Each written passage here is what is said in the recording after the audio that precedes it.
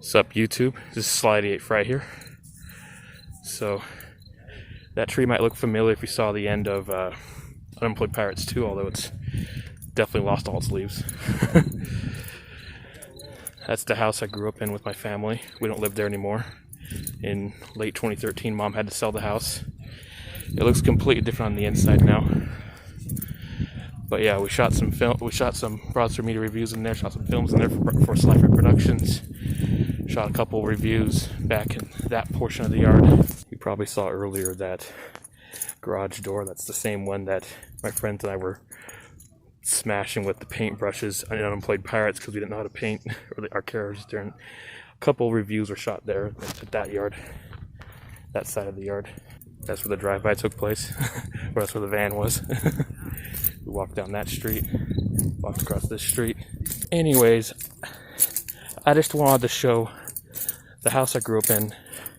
I will let you know the interior of the house looks completely different than when I lived there and when I shot some videos there for BroadswordMedia, or not for for Slifer Productions or movie reviews for BroadswordMedia.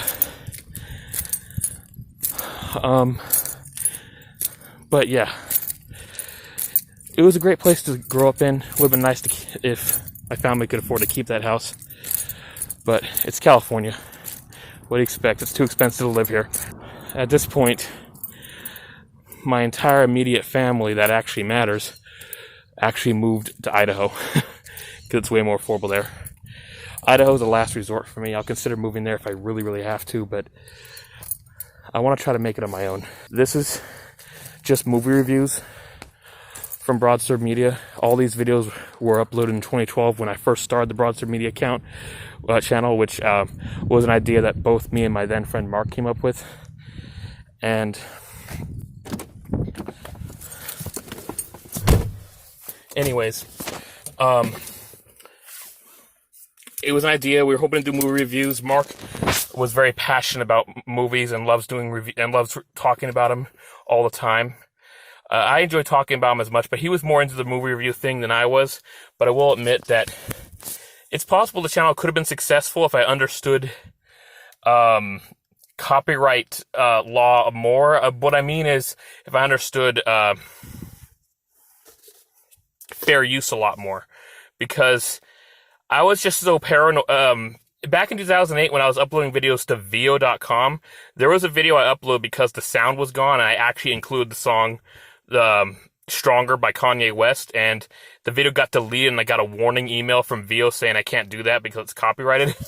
So I was paranoid about copyright material, even though that was 2008, and BroadswordMedia started in 2012. And I didn't know how it worked. I thought, like all the YouTube channels that actually got footage from movies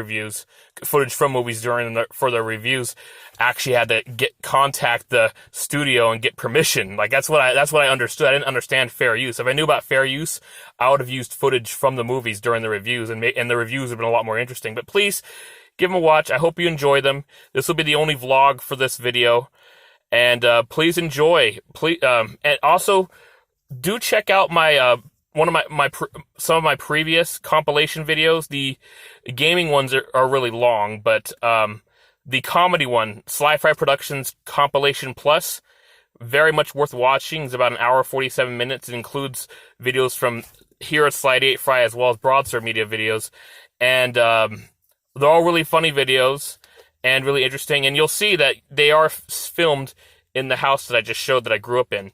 Like I said, the interior looks completely different now than it did when I lived there. In fact, I've seen what it looks like because Mom had to hire a decorator or whatever to completely change the interior to make it more appealing to sell to somebody. So yeah, even if I actually were to live at that house again, it just wouldn't be the same. It doesn't look the same on the inside. And on the outside, it doesn't look as good either because Mom took care of the garden there, but the new tenants who lived there, they just kind of let it die. It was a gorgeous garden. It was beautiful, but they just let it die. Please enjoy this compilation.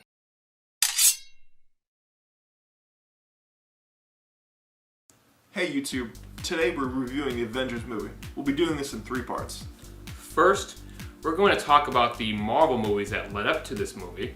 Second, we'll be reviewing the Avengers movie itself. And lastly, we're going to compare this to the upcoming Dark Knight Rises.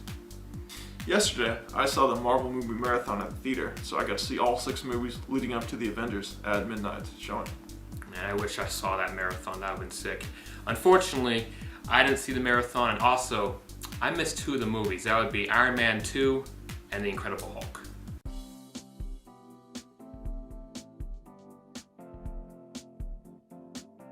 I'll lead off with the Incredible Hulk.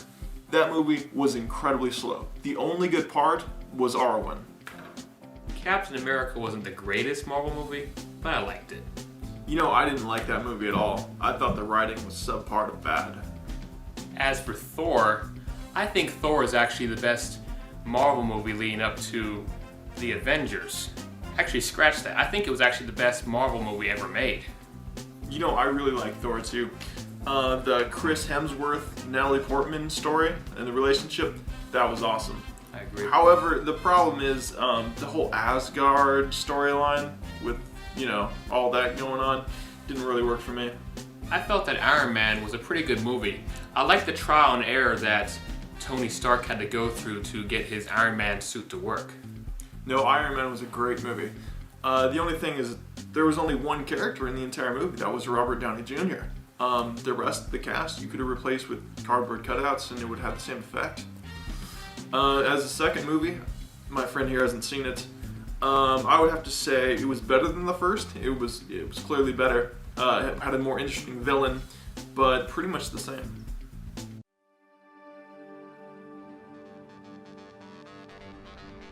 The Avengers is a movie of Marvel heroes coming together to defend the planets. However, they all just can't get along. Tony Stark is arrogant and self-serving. Nick Fury isn't telling them everything they need to know. And Hulk is just smashing things. You see, for me, the movie started out slow, picked up in the middle, and then ended with a bang. I originally thought that Thor was the best Marvel movie. But after seeing the Avengers, I think it just beats it out. It gets you right into the action right away. And it does a great job of introducing the heroes. What worked for me was Robert Downey. I mean, he was the best actor by far. However, unlike an Iron Man, in this movie he had a great cast to bounce off lines. I completely agree with that. What I also liked was the CG. It was extremely well done in this movie, much better than in most other movies. It looked great. It actually looked real too. The CG in this movie was amazing, especially the SHIELD airship. Another part was when Iron Man's suit started getting messed up from all the battle. That really did it for me. Yeah, I agree. That was extremely well done. I also thought the writing of this movie was extremely well done as well. There wasn't too much drama in the movie, but there was lots of great humor and lots of intense action. I thought the movie had the best writing of the 6. There was good dialogue, some hilarious lines, but it didn't awe me. The actors, I swear, it feels like the actors were actually made for their roles. They played their roles perfectly. And not only that, they had great chemistry together. They all worked together really well. No, I concur. They all worked. Finally, something we agree on. Well, we did agree on the CG. That's right, we did.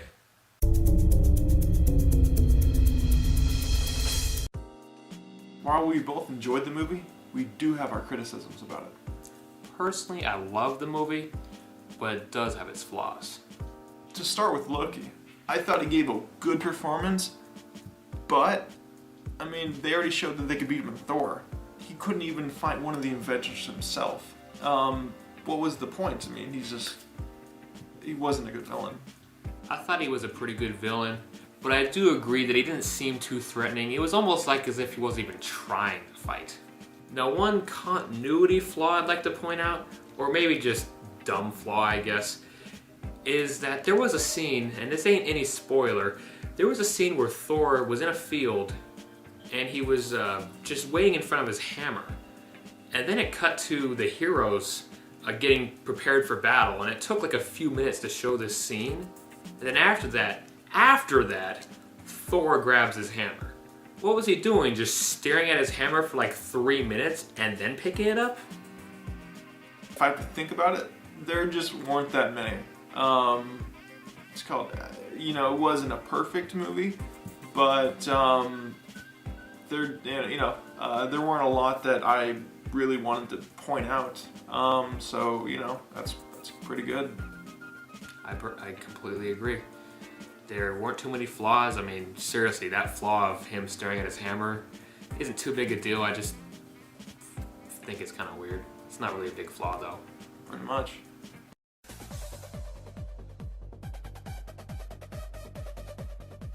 So that was our review of the Avengers. Now we'll do numbers. What's yours? I'd give it a 9.5 out of 10. Okay. I'm gonna have to go with 7.8. That brings our average to 8.7. 8.7, still, still pretty solid movie. Yeah. Anyways, stay tuned for our next video, which will be when we compare this to the upcoming Dark Knight Rises.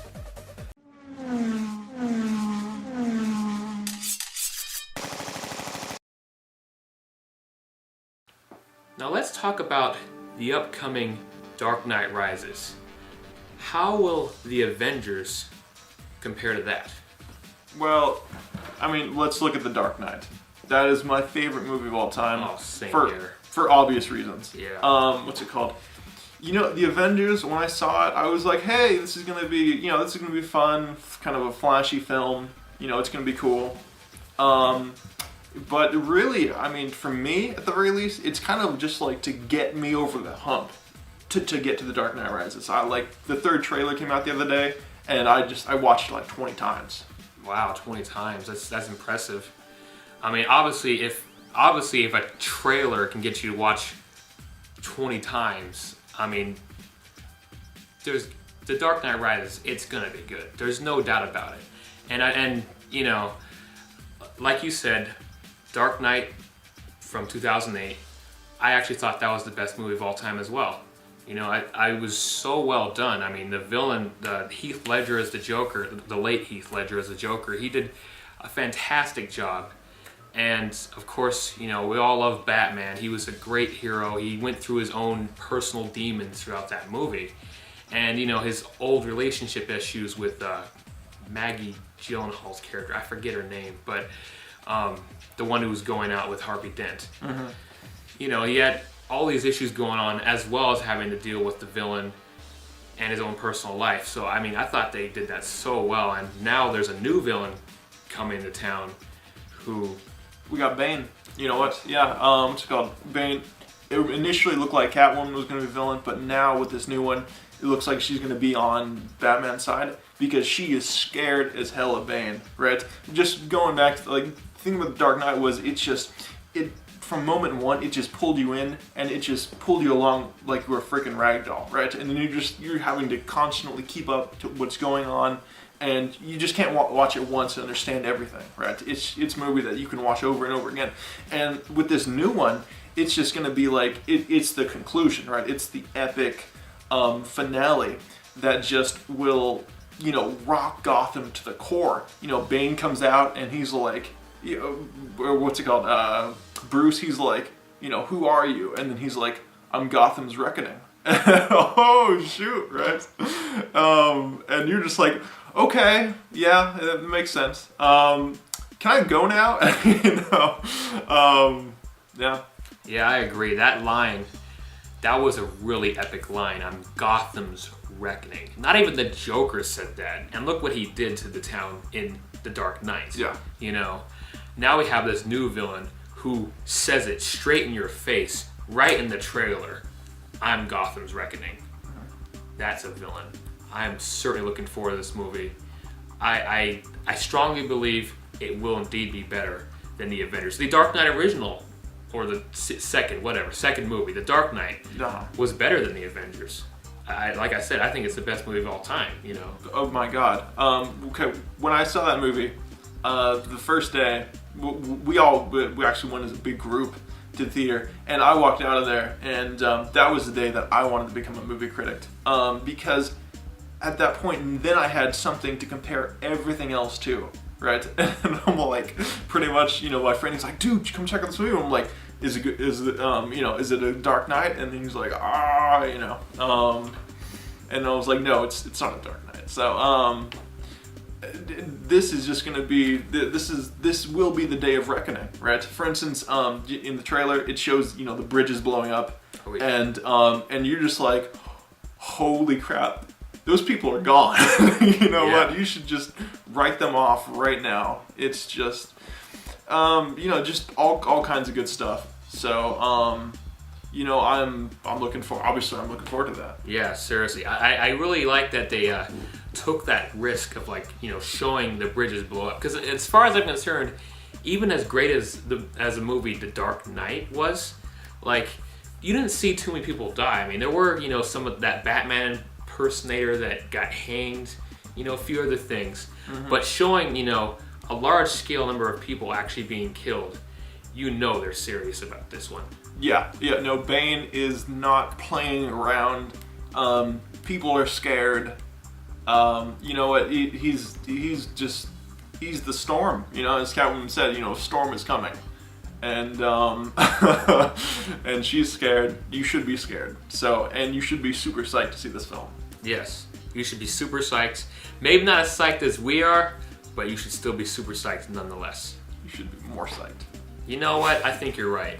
If you could be more psyched than us to see that Actually, movie, you know what? That's not possible. That's true. What am I saying? That's blasphemy. That is blasphemy. How can anybody be more psyched than us? It's just not possible. Nope. So that's what we think about the two movies. We think The Dark Knight Rises will indeed be better than the Avengers, especially since The Dark Knight was already better anyway. So, and this is the conclusion. So Dark Knight. Yep, Dark Knight Rises wins. Well, this is BroadswordMedia coming to you from outside. Beautiful day today. This guy's patio, so. Yeah, very beautiful out. We're out underneath the shade, avoiding getting sunburned. And today, we're going to do a review on The Dictator. Yeah, Sacha Baron Cohen. He plays this dictator from country of Wadia, fictional. And he plays Aladdin. Yes, Aladdin. At first, when I saw it, I thought it said Aladdin, which I thought was kind of weird. Aladdin, yeah. But Aladdin, and quite frankly, this movie, it's worth watching. It's got the typical Sacha Baron Cohen feeling that you get out of any of his movies, like Borat, or I've never seen Bruno or anything like that. Yeah, I saw Borat. I didn't really laugh that much. There were times. I never saw Bruno, but I don't know. I like this movie a lot better. Yeah, this movie was hilarious. I was laughing the whole time, and they include some interesting, some smart jokes in there too, not just a bunch of dumb comedy as well. Yeah, it was kind of a mixture. I mean, some of them it was just kind of they threw out there to see if it worked or not. Some of them didn't, but most of them did. I was laughing consistently throughout the entire film. Yeah, exactly. It's rare to find a movie like that nowadays where you actually can be laughing, throughout the entire film. It's just really hard to come by. A lot of films just are not as funny because so many jokes are already done, Well, it's interesting because we haven't actually had a lot of comedies lately. That's a good point. There was Think Like a Man, which we might do in the future. That movie was hilarious. Anyway, getting back to this. So pretty much, Sacha Baron Cohen, he comes to the UN to, because they want him to, they want his country to become a, what is it called? A democracy. There we go. That's what we have here, I think. Not really, but. So he comes and he gets kidnapped and they shave off his beard and they no longer recognize him. Yeah, and in his place, they hired an imposter who looks completely identical to him to say the words they want him to say so that they can become this democracy.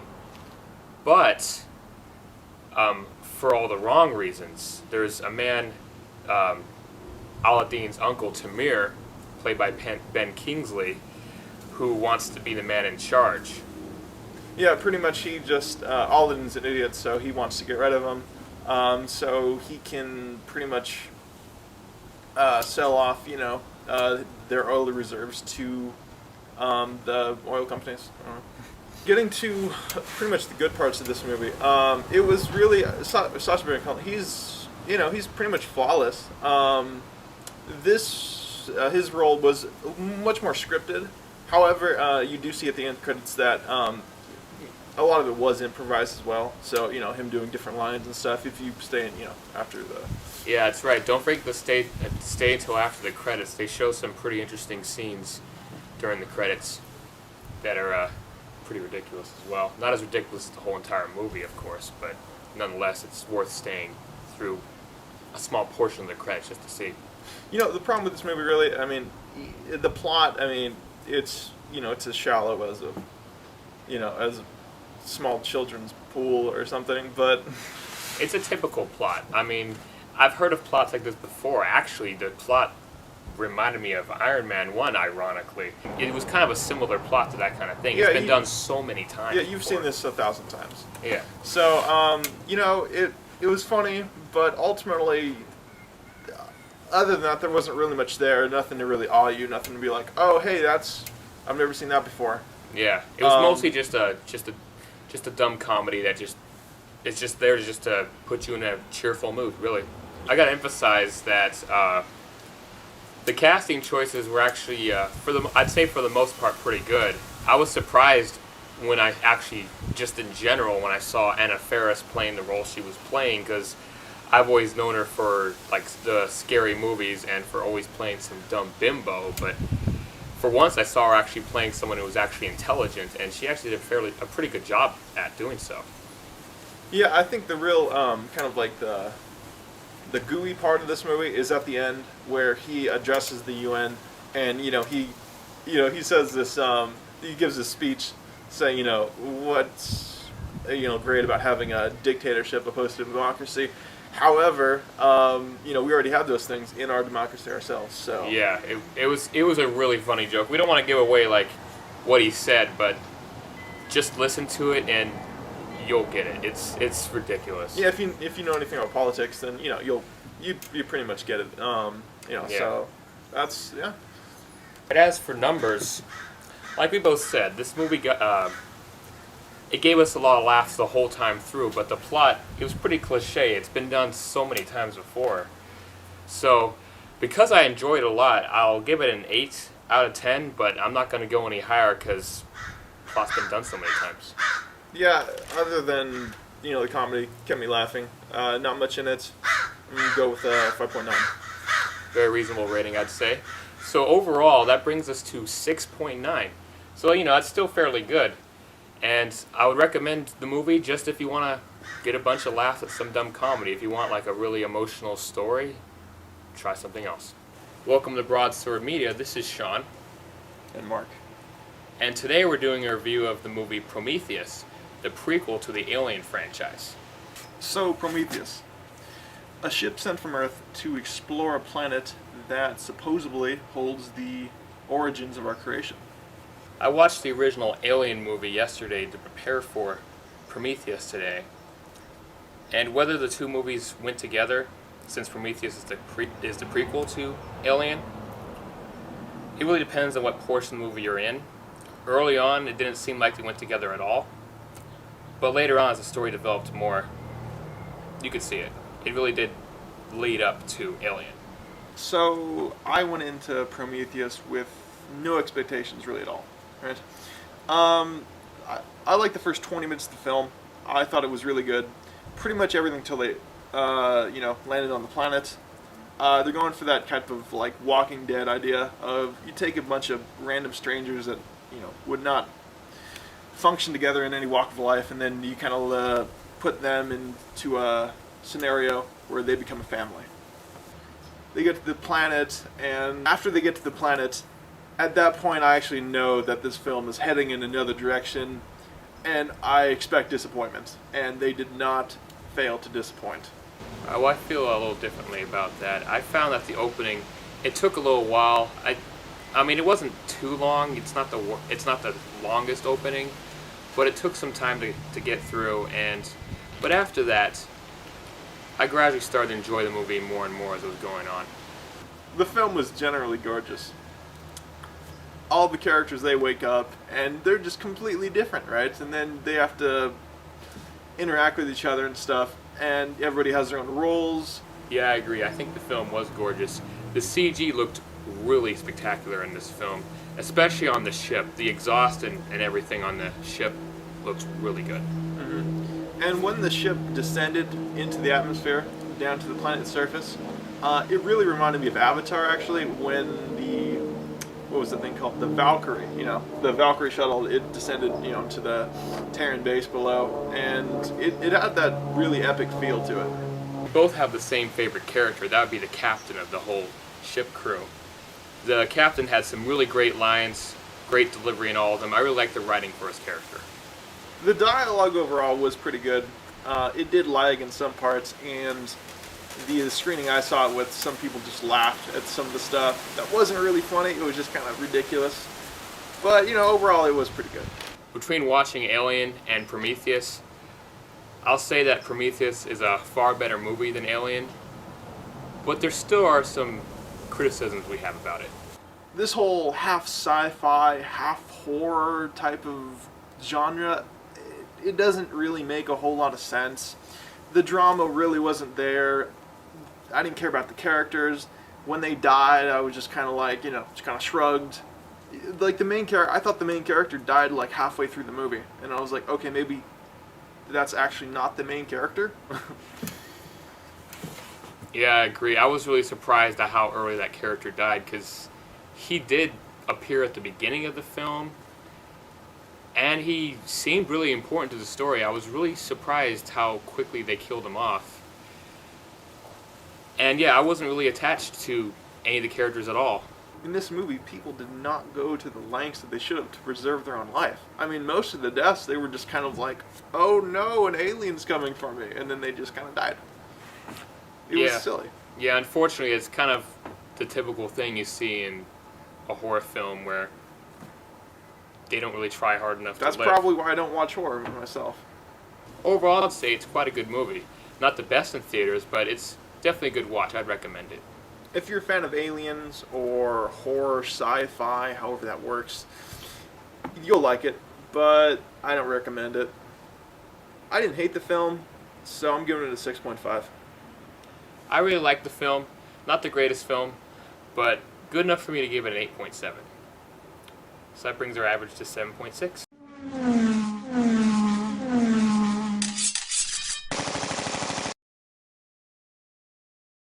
What's up, YouTube? This is Sean from BroadswordMedia. And I'm John from Showtime Blogs. And today we're doing a review of the Seth MacFarlane comedy film, Ted. Ah, I see you're wearing a Brian Griffin shirt. That's right. Seth MacFarlane made Family Guy, and he also made the Ted movie, so I figured this shirt would be perfect to represent the occasion. Makes sense. The film's plot is fairly simple.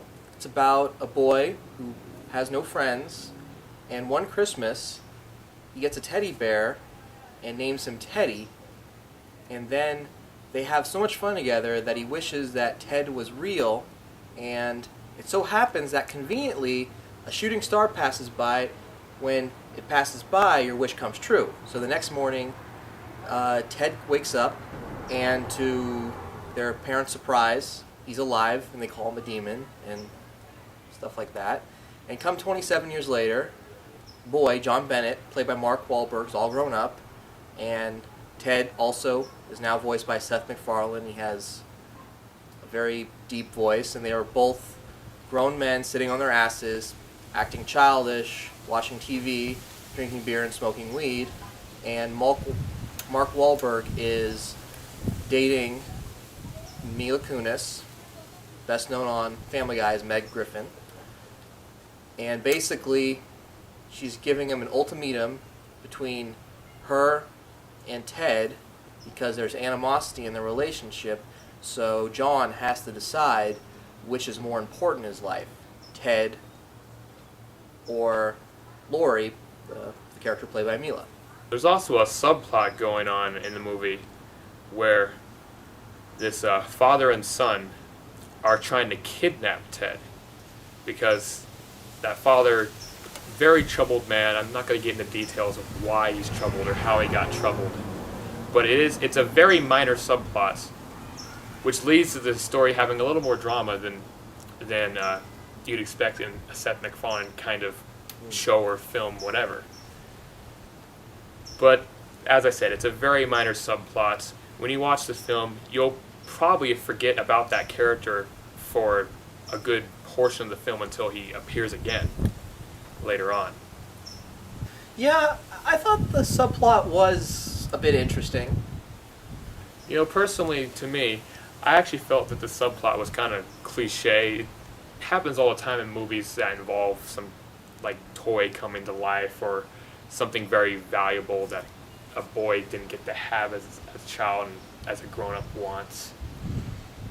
Yeah, I agree with you. I do feel the subplot was a bit cliched.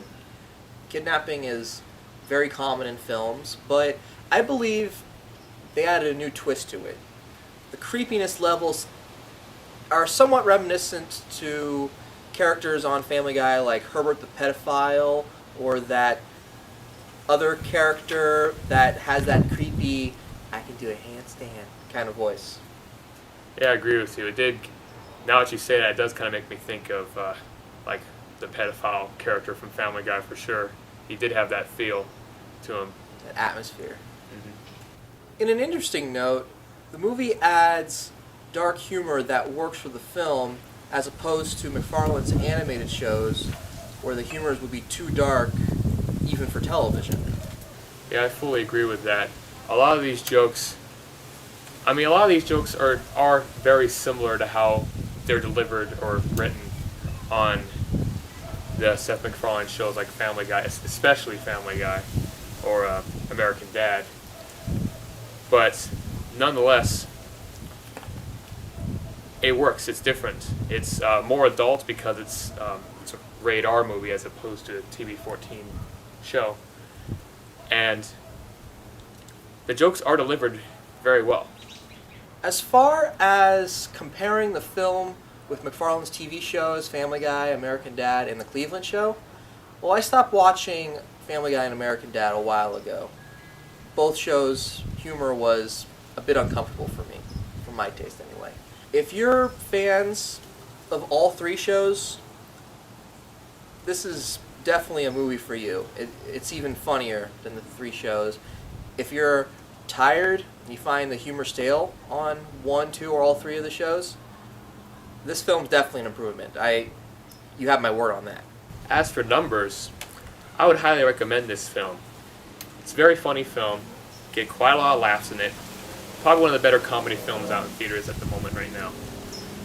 And the plot is there. It is still kind of cliche. It isn't really an elaborate plot by any means at all.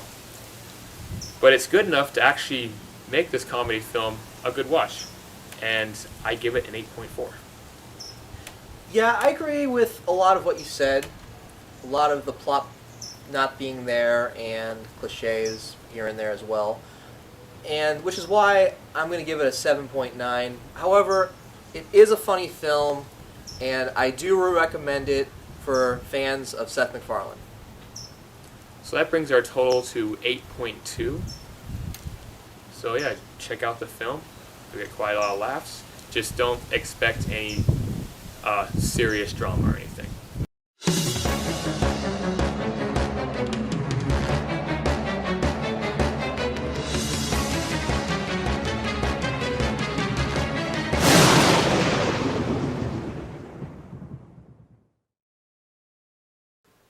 Welcome to BroadswordMedia. This is Sean. And I'm Mark. And today we're doing a review on Batman Begins. There have been many Batman movies made before, right? By Burton and others, but none have captured the spirit of Batman, right? It's Bruce Wayne. His parents were killed, right? He wants to punish the evil of Gotham. However, he just doesn't have the means, right? He throws himself into this criminal lifestyle, right? Learns what it means to be, down on your luck, desperate, as the movie says, and then he gets picked up by these kind of shady people. Yeah, these shady people, they're a group of really well-trained fighters. You can sort of say ninjas. Yeah, they were assassins. They were balance, right? That's how I would describe them.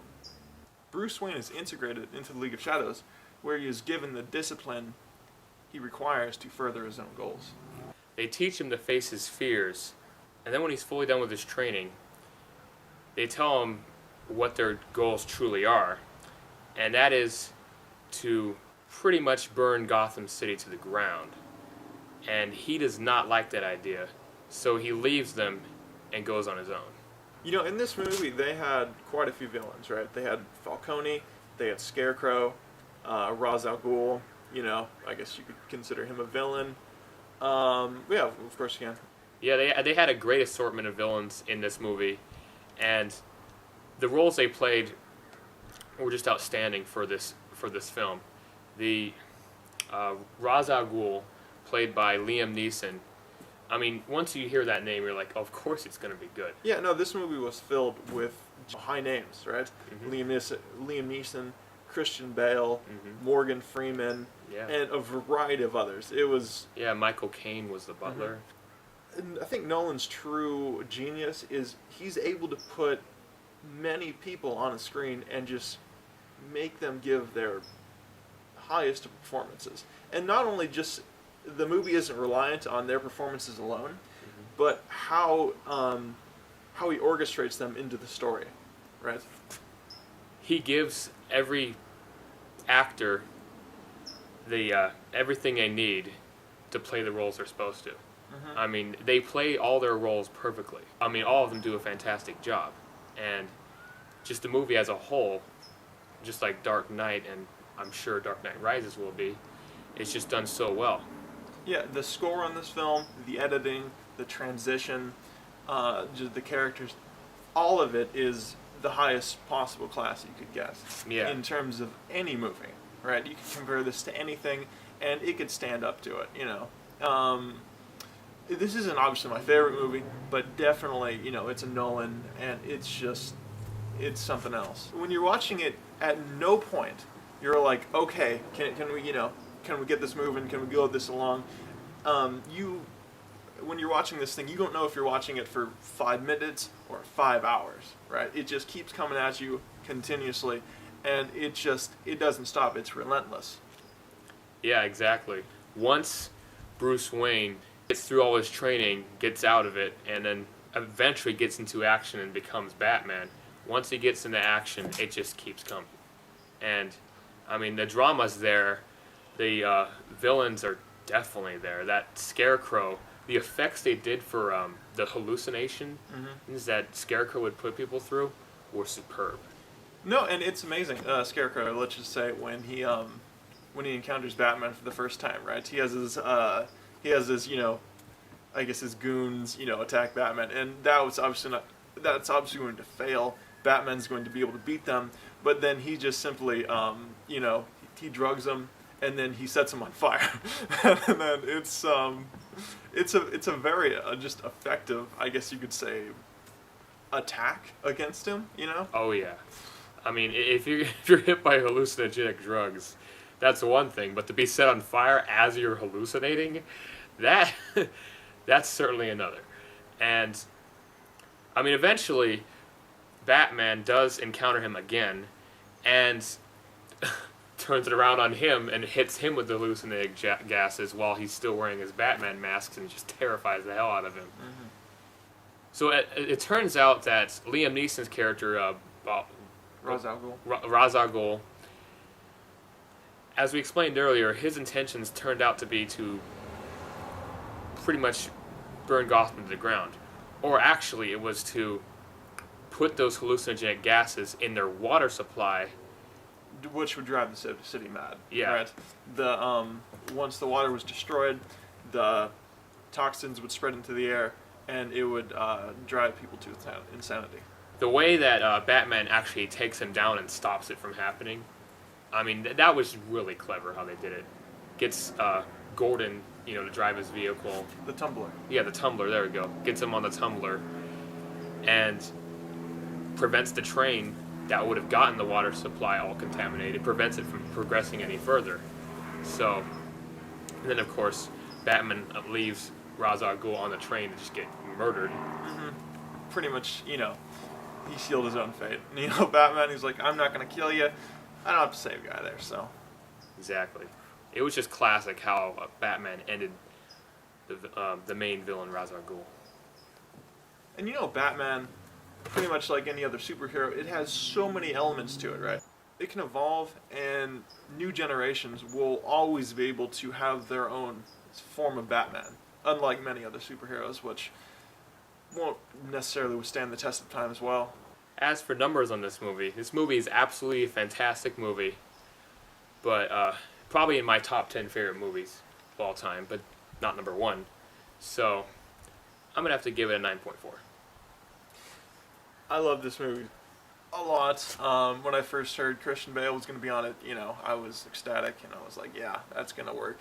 I'm giving it a 9.1. There's really no flaw in this movie. Yeah, the only thing I could say is I could say wasn't so much entertaining about the movie was that when it showed Bruce Wayne in his childhood, I thought that kind of dragged on a little longer than necessary. Yeah. But other than that, I mean, just you don't include that, it's pretty much perfect. Yeah, you know, it's like he kind of got in what he needed to. You know, the train system, the opera. You know, Yeah. His father. And it was good. Man, my 9.4, his 9.1, that brings our average to 9.3. So, if you want to get caught up on Batman before you see Dark Knight Rises, we highly recommend starting from here and doing The Dark Knight, which we shall do in our next video. Same bat time, same bat channel. Welcome to the BroadswordMedia. This is Sean, I'm Mark. and today we're going to review The Dark Knight. So the Joker robs the bank, and what it does, it allows him to finance his exploits for the rest of the movie. The Joker is like no one you've ever seen, right? This guy cares nothing for money, power, figurehead placement, or anything, right? For all intents and purposes, he is a, you know, what's it called? He is a ghost, right? Same as Batman. That's the thing about him, is they're both ghosts. They don't actually exist unless you actually physically meet them, right?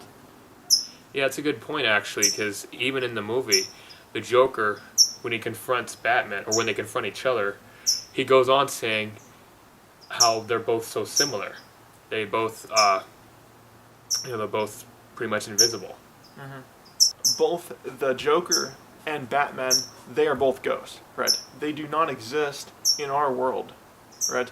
They simply have a purpose, and then they fulfill that purpose, right? There's nothing that they want to better themselves. Batman and Joker don't really care about bettering themselves by any means. Batman wants what's good for everybody, while the Joker really just wants to make chaos, make things bad for everybody, make them turn on each other. Everything that Batman is against. He's not above sacrificing his own guys, or taking the mob down as well. All he wants is to spread uncertainty and fear. Yeah, absolutely. I'm one of the most memorable parts I can think of in the movie. I mean, there's tons of memorable parts, but one of the most things I remember the most is when the Joker was with the mob. They got that stack of cash, and Joker's like, just burns it, and was all just going on about how the mob only cares about money, and he's like, nope, being a criminal is about sending a message, and essentially just spreading fear. Not only is this guy a psychopath, but he's also a businessman when he needs to be. He gets the job done, whatever he needs, right? He kills people, and then he goes to the mob, and he's like, okay, check this out, guys. We have a problem. I can fix it. You know, this is what I need from you. And they don't believe him at first, right? They believe they can deal with Batman on their own, but they're wrong, right? Eventually, they do contact him to collaborate with him. That's right, and the Joker pretty much has all the power. He manipulates the mob to do whatever it takes, and does a lot of things of his own I mean, he even took down the Batmobile in that movie. This guy knows how to manipulate people into doing exactly what he wants. And he knows how to make them scared. He knows how to unravel them. People believe in the illusion of security that they have in their society, right? He comes along and he's like, yeah, that's just not true. I fully agree with you about how he can manipulate people to do exactly what he wants. He even went after Harvey Dent when Harvey Dent was at his very worst, all messed up in the hospital, and managed to get a man who seemed to be the brightest spot in their justice system to do really terrible things. And it was methodical what he did. He caused him to go through the worst thing he's ever gone through, losing half his face, and more importantly, losing his the love of losing his the life. more importantly, losing the love of his life, and just drove him mad and picked the perfect time to talk to him and convinced him to do really bad things. He makes very specific moves to destroy this blanket of security that people have, right? He kills a police commissioner, right? He kills a judge, and he also goes after Harvey Dent. However, the third part didn't exactly take because Batman was there and was able to combat him. The most dangerous thing about him is being that he is not after power. You have no idea what he's going to do next, right? No idea where he's going to strike. All he wants to do is encase fear into Gotham. And for the most part, for a lot of it, the Joker was getting a lot of what he wanted. I mean, he, unlike Batman Begins, in the Dark Knight, you already knew who the villain was the whole movie. In Batman Begins, it took a while to reveal who the final villain was going to be. There were a few villains, that's for sure. And the Dark Knight, you know straight ahead, it's the Joker, and he pretty much starts getting what he wants the whole movie until Batman and his team at Wayne Enterprises finally get exactly what they need together to eventually overcome this madman. You must be wondering why all of a sudden it's so sunny out, but that's because we love this movie so much that the environment around us is reflected upon our love for this movie. Heaven has opened. So if we can announce our rating. Yep, that's sure true. My rating is a perfect 10. I tried to find flaws in it, but I just couldn't. It's the best movie I've ever seen. This movie is nothing less than perfection, right? You cannot give it less than a 10. If you add those two up, that's a 20. So this is what we think of The Dark Knight. What is your favorite Batman movie? Like, comment, subscribe. Yeah, and look forward to Dark Knight Rises coming out tomorrow. BroadswordMedia signing off. Hi, this is BroadswordMedia. I'm with Mark, and I'm Sean. And the day has come. We're reviewing Dark Knight Rises. The movie of the year has arrived, people. Here we go. When I went into Dark Knight Rises, I had some really high expectations. The Dark Knight, as far as I'm concerned, was the best movie I ever seen. So when I came into Dark Knight Rises, I was like, this has to be good. So, number 3 in the trilogy, The Dark Knight Rises, right? Many questions in this movie. Will Gotham finally be destroyed? Will Bane break Batman's back? What is Catwoman's role in this movie? Whose side is she going to be on? If for some reason you haven't seen the movie yet, go see it. Just seriously, go see it. Because it's a spectacular movie. Just like The Dark Knight, just like Batman Begins. Christopher Nolan, he knows what he's doing. I mean, it's far more realistic how the story goes, how every situation comes to be in each of the Batman movies. Far more than the 90s movies that I've seen. So Bane allows himself to get captured so he could kidnap a Russian nuclear physicist in order to use later in the movie. When you first hear his voice, you kind of like stop, okay? And you're just like, whoa, this guy is something else. That kidnapping of the nuclear physicist was only the start of it. Bane's entire plan was big. I mean, it was even better than what the Joker tried to pull off. No, it is true. It was a bigger scale. However, they were different plans and they had different goals. Yeah. The means obviously differed from each other. Okay, so then we go back to Gotham. Gordon's giving his eulogy, and then we learn that Bruce has a damaged leg, right? And it's been like this for 8 years. Now, I understand that he's depressed and he's destroyed over the deaths of Rachel and also Harvey, but why would he neglect such a crucial thing? Yeah, and not only that, but he's rich. He owns a business.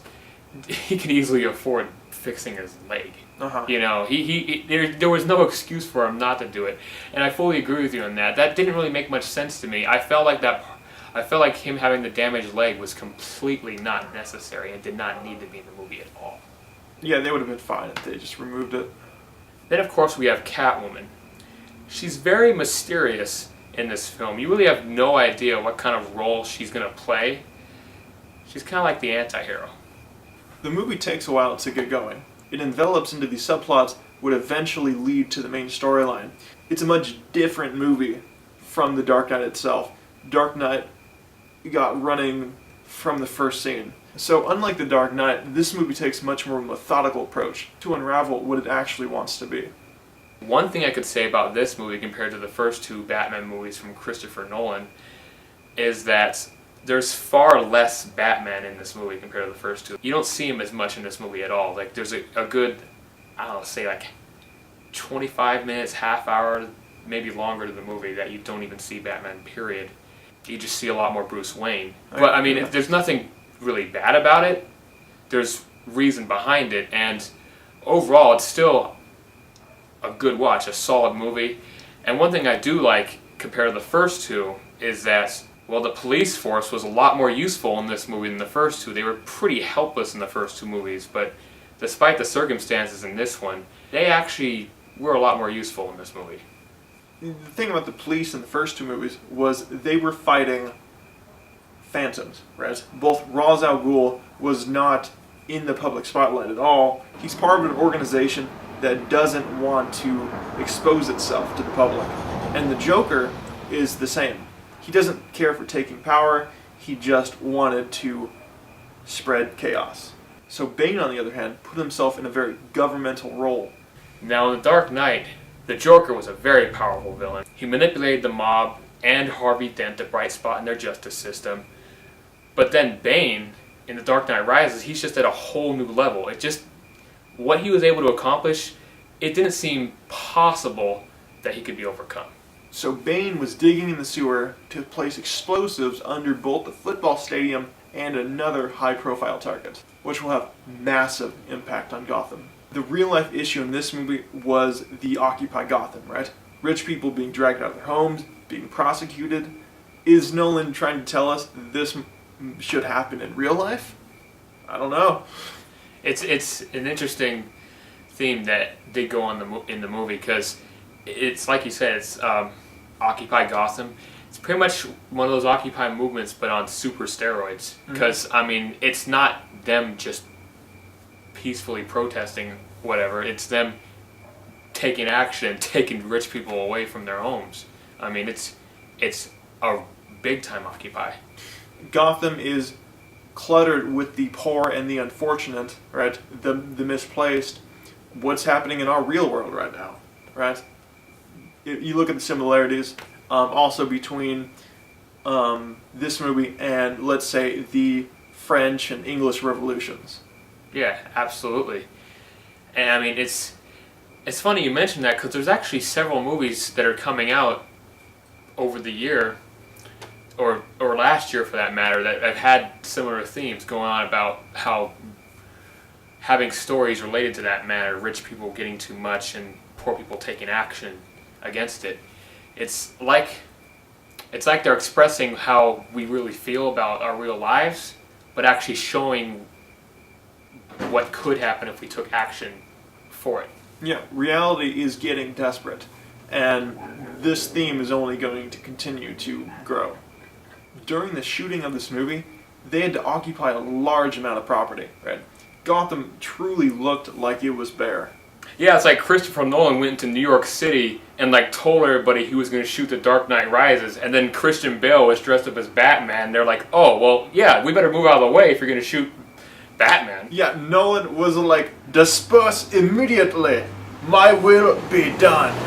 And then everybody left. Yeah, and you know what? Go inside. If we talked to Christopher Nolan, he'd say those exact words. Mm-hmm. He can do that. All right.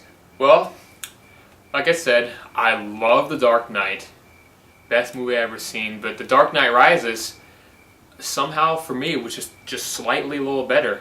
So, just like Dark Knight, I'm rating this 1 out of 10 as well. This is one of the most epic movies I have ever seen, right? My only real beefs were, there were a couple subplots, which didn't really work. Other than that, it's a Nolan, it's perfect. I'm giving it a 9.8. So that brings our average to, of course, 9.9.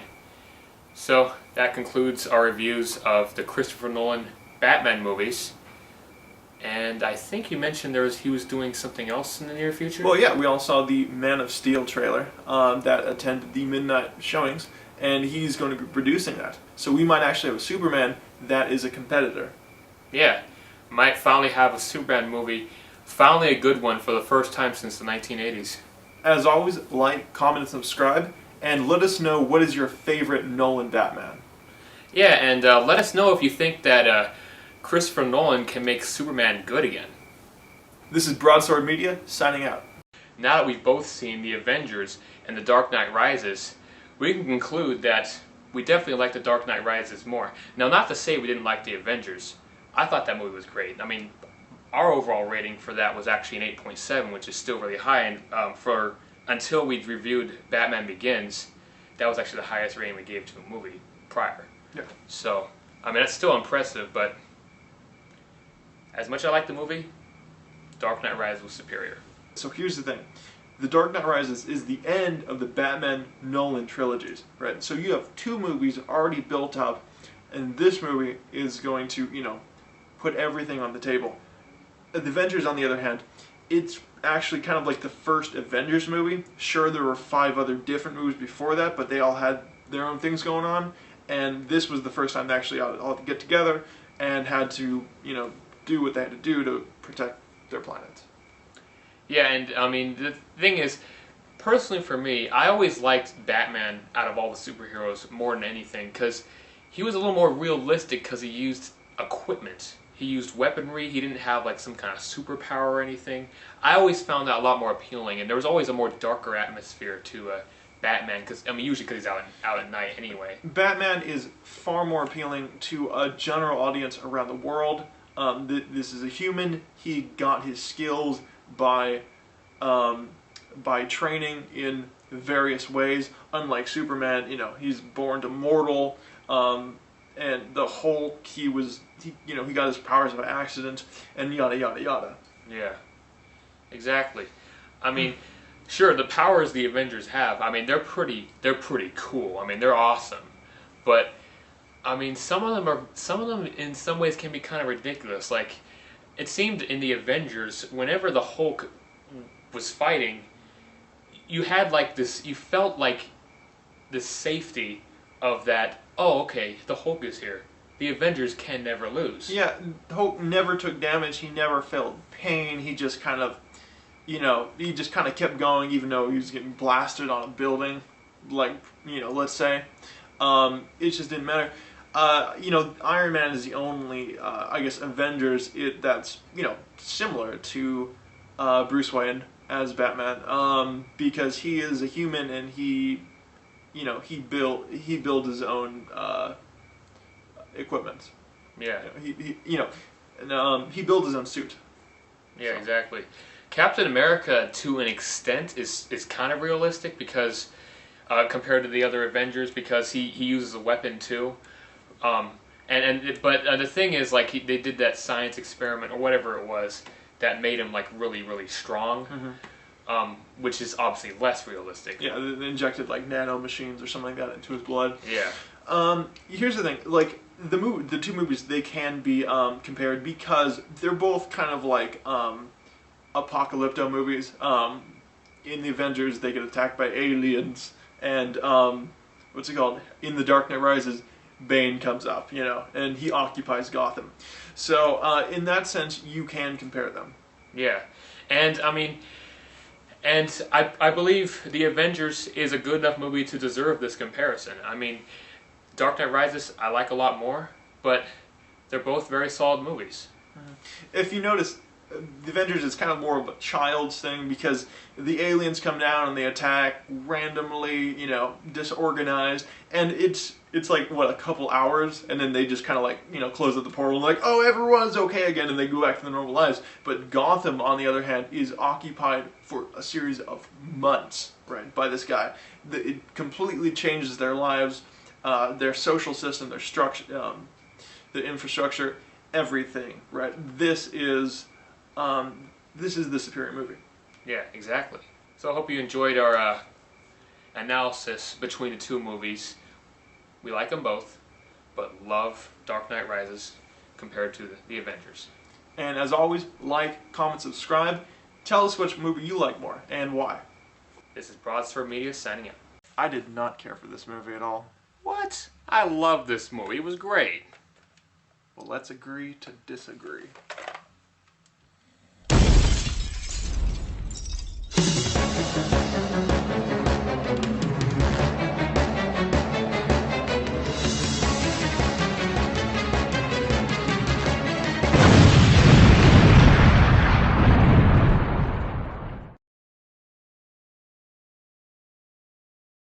Broadsword Media coming to you with another movie review. Yeah, this time we're doing Men in Black 3. Now let's talk about the first two first of all. Men in Black 1, that was a really great movie. It was really well done. The acting was great. The storyline was perfect. Everything looked visually beautiful too. Yeah, it's a fun movie. You go in there and, you know, Will Smith's chasing aliens and stuff, and it's just like, oh, hey, you know, and what's Will Smith? I love Will Smith. He's one of my favorite actors. Always has been. Yeah, and then Tom Lee Jones right by him. Terrific actor as well, and very good mentor for Will Smith's character for sure. And then we go to Men in Black 2. Yeah, no, this movie, I saw it a long time ago. I remember nothing. It's gone. Yeah, and perhaps you're lucky you remember nothing from that movie, because most people did not like Men in Black 2. It was a huge disappointment. You would expect after such a good movie in Men in Black 1 that Men in Black 2 would at least be pretty good. But it just wasn't there. The villain was totally uninteresting. It was this alien disguising itself as like some Victoria's Secret model. It's like they're trying to do that sex appeal thing. And that just doesn't make a good villain. I guess my mind kind of put like a block on it, right? It's just like, yeah, you don't need to remember this, so. Yeah. Pretty much just say that Men in Black 2 didn't exist and Men in Black 3 is the sequel to 1. Mm-hmm. So, Agent J, Will Smith, wakes up one day. Agent K, Tommy Lee Jones, no longer exists, which forces J to go back in time and stop him from dying. Young Agent K, played by Josh Brolin, you can tell just by looking at him that it is Agent K.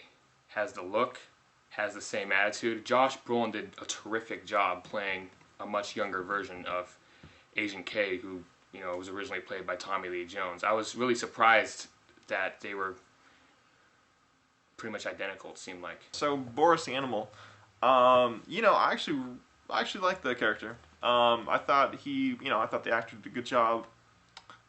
He was interesting. The only problem was that he left the film for like half an hour after the, you know, initial teaser session of the film, and then his character was generally underutilized. Yeah, I'd say Boris the Animal was definitely an interesting villain. Very, very smart yet arrogant villain. But yeah, I do agree. He wasn't in as much of the movie as, say, like the villain from the first movie or even the second one. At the beginning of the movie, it kind of was, it was okay. And then the problem is, like, once you get into the middle, it really just started to drag. And I was kind of almost like looking at my watch, I'm like, really? Is this what I'm watching, right? And then the ending was a little kind of cliche. Reminded me a lot of the the first movie's ending, right? Just with like slightly different. Yeah, the middle of the movie, I agree. It didn't really follow too much of the plot, but I actually found it funny and entertaining just to see it, and I felt like it was a pretty good way of showing Agent J just trying to adjust to a different time period where, people weren't as accepting as one another. Yeah, but they've done this so many times before, right? They've the '70s thing has been, what's it called? It's been played out. It's like people go back in the '70s and it's like, oh, this, a bunch of the stuff. And I think it's like another movie, Dark Shadows. I think it did something like that. Well, although I love this movie, I'm all dressed up for it and everything, there are a few things I didn't like about it. I already knew Agent K was gonna disappear from existence, and I felt like they took a little too long to do that. It's that whole premise of that secret society protecting, the citizens of the world against alien races, even back in the '60s when they, when really we had no access to outer space, yet we're policing aliens that are coming to our planet with spaceships and, interstellar transport. I don't know, it doesn't really make much sense to me. So let's talk about numbers. I really enjoyed this movie. It's not as great as the original, but I thought it was really good. I'm giving it a 9.1. I personally did not like this movie as much. Going with 5.4. So that brings our average to 7.3. So, do you know why you don't remember anything about Men in Black 2? What is that? Well, you were so traumatized with how god-awful that movie was that I actually neuralized you. Well, that's probably for the best. Yeah, I'd say so. I didn't even like your review of this movie, so I'm going to neuralize you right now.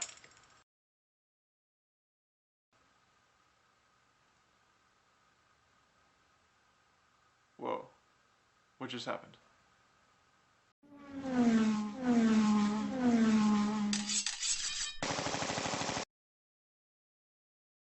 Hi, this is BroadswordMedia. This is Sean here. And I'm John. And we're going to do a review of the classic Alien movie. Both John and I saw it in preparation for the new film Prometheus. The original Alien movie is set in the very distant future with a ship crew that was sent to a very distant planet just to mine ore and return it home.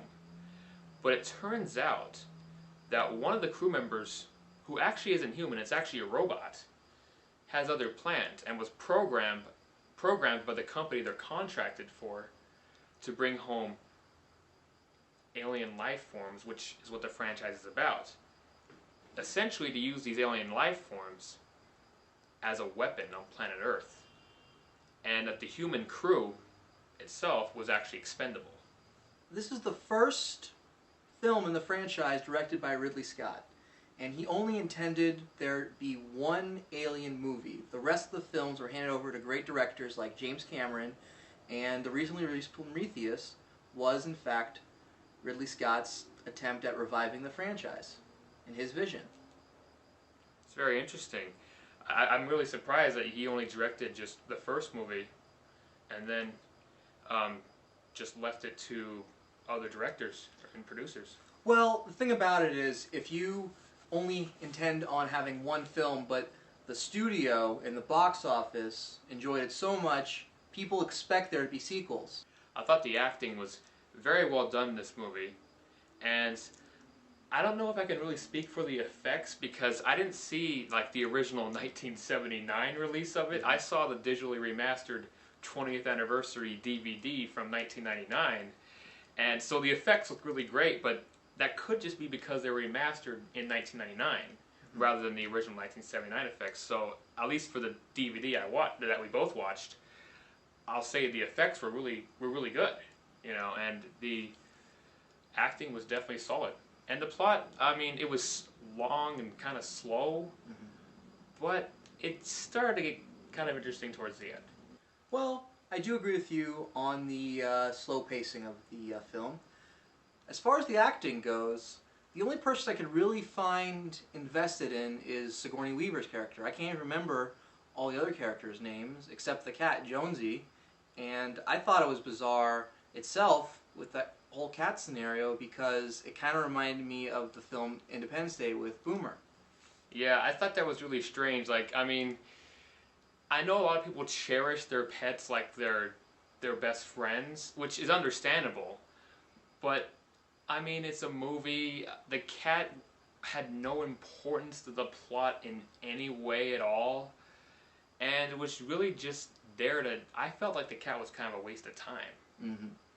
And from my knowledge, I don't think we see the cat again in subsequent movies. I know I haven't seen them yet, but I have not heard of Jonesy in any of the other films. You know, personally for me, I mean, the Alien franchise has a pretty big following, but I wasn't really too impressed with the original Alien movie. I actually didn't think it was as good as people said it was. I mean, hopefully, I've heard that the sequel, Aliens, is better, so maybe I'll have a different perspective when I see that movie. But for me, the original Alien was just kind of just a typical sci-fi horror movie with some good parts and just some mediocre parts.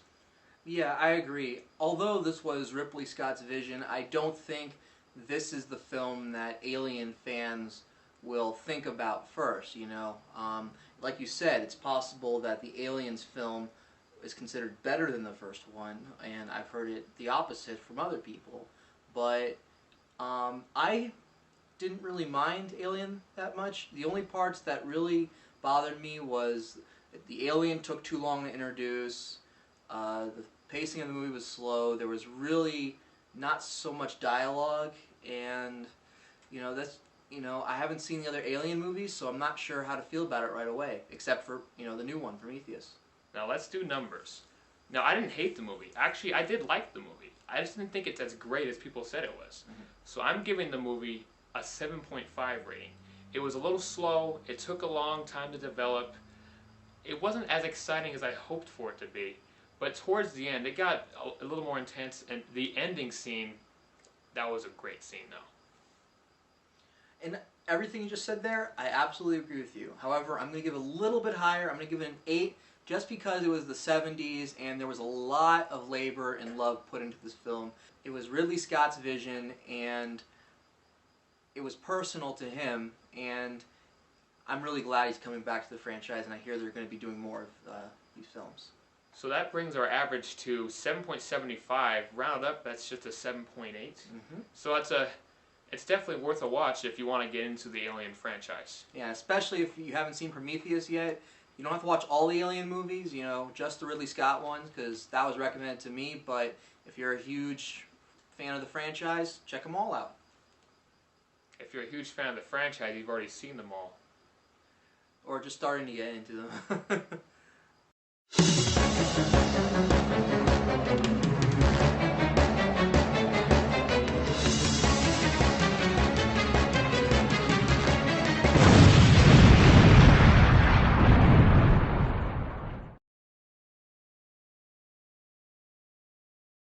Okay, so this is BroadswordMedia coming at you today with the Bourne Identity.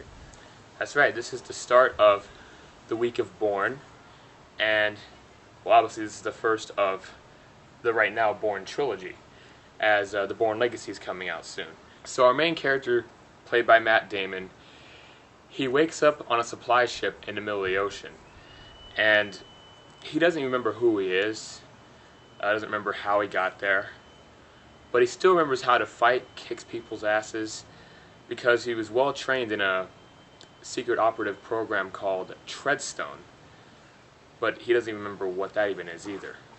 He's some sort of agent that has, completely lost his memory, but still has the same skill set, right? And he has to put together this puzzle. It first starts by going to this bank in Zurich. He finds names there, his own name, many passports and so on, money, and then from there he has to put together this puzzle. He arrives at a U.S. embassy, and they realize who he is, and they actually try to, they send out security to actually try to arrest him. Yeah, they scramble on him, from which it was actually a really cool part of the movie, which was very calmly he takes one of their scanners, so he knows what they're doing. He grabs a map of the building, starts navigating his way through, finds this exit, and then he scales the building. Yeah, that part's really cool. He's like just grabbing onto the edge of the building, just a little bit away from where the guards look out the door, but it's in an area where they'd never check because you'd have to be pretty crazy to go to that spot of the building. Yeah, a normal person couldn't do that. But So. Jason Bourne, he can do that. At this point in the movie, he meets this woman named Maria, which gives him a ride to Paris. And they try to develop this sort of love story, which doesn't really work, in my opinion. And it's just kind of strange, and it's just something that kind of threw into the movie. Okay, so here's a few things that I really liked about this movie. First off, the car chase scene, and it was like about the middle of the movie or so. Jason Bourne is highly intelligent and highly dangerous, right? He kind of reminds me of almost like Batman, in a sense, right? Where this guy's out on his own, and probably the most interesting part is he's lost his memory, so he has to put all of this together. He has to put this entire puzzle together on his own, right? No help, no understanding. And the only help he really has is that woman Maria, who drove him to Paris. But because of her helping him, the Treadstone finds out about her, and now she's in danger as well. So while she's helping him, he actually has to protect her from them as well. She brings him to this villa where he stays over for a night, but apparently there's a sniper played by Clive Owen who actually had been following Jason Bourne there, all the way over there, and Bourne, he's with his hyper senses he knows from his training, was well aware that he was there at nighttime, and in the morning gets like this hunting rifle and sneaks around and actually picks off that sniper while he's waiting for him to come up to him. This is actually probably my favorite part of the movie, was because this is just a non-conventional, I guess, action sequence in a sense, where Bourne starts out by actually shooting some sort of fuel barrel or some sort of, I don't know what it was, but it creates a large explosion which creates a smoke screen, right? Which allows him to close in on this guy, and he's like, where would I be, if I wanted to kill me? It's a technical fight, and it's really won by strategy. In this fight, he is patient, right? He waits for the sniper to reveal himself, and then he proceeds to take him out.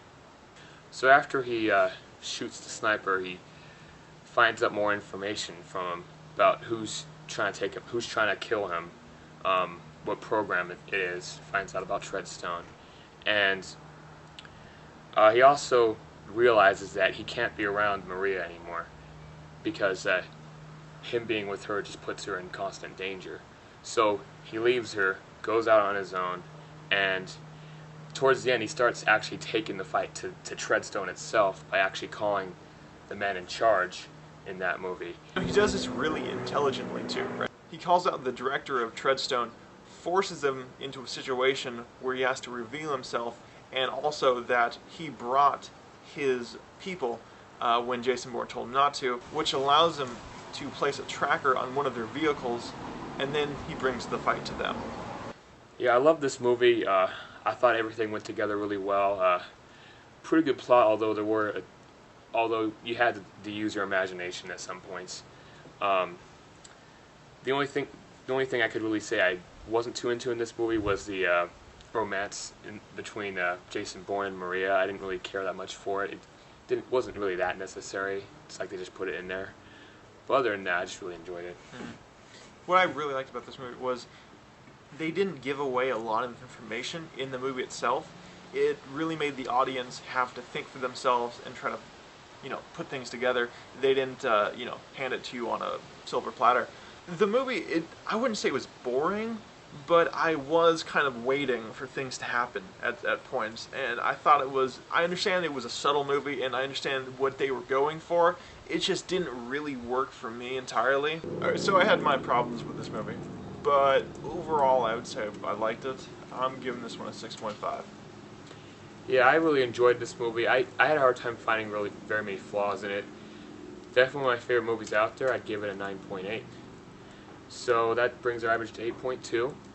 If you want to get caught up on the Bourne movies before the Bourne Legacy comes out, get started with this one. Welcome to BroadswordMedia. This is part 2 of the week of Bourne. We're reviewing the Bourne Supremacy. So, in this Bourne, it's 2 years later. Bourne is now living in India, pretty much in hiding with Maria. 2 American agents were killed in Berlin. It's believed that Bourne did it. He was framed, they send someone after him, and they end up killing his girlfriend.